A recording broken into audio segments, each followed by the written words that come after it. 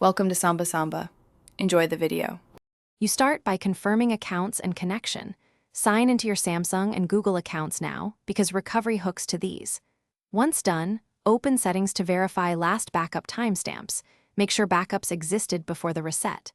Connect to a reliable Wi-Fi and keep the battery above 50% to avoid interruptions. Next, enable developer options only if needed for ADB. You're initiating recovery immediately. Don't skip account validation, since that's how your data maps back to the device. Now proceed with restoration. Boot the phone and follow the setup wizard, signing into the same Samsung and Google accounts. Choose Restore from Samsung Cloud or Smart Switch when prompted. For apps and settings, enable Google Restore during the account step, because that pulls app data and Play Store installs automatically.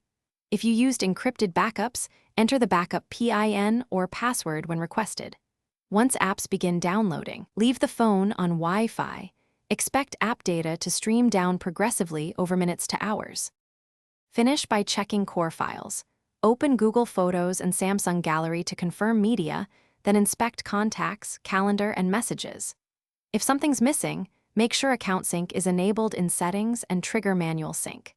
If restores repeatedly fail, retry using Smart Switch on a PC, or use an ADB backup extraction if you enabled developer options before reset. You'll need USB debugging and the backup file. One key troubleshooting tip: reset network settings and re-authenticate accounts before a second. Thanks for watching. Consider subscribing if we helped you.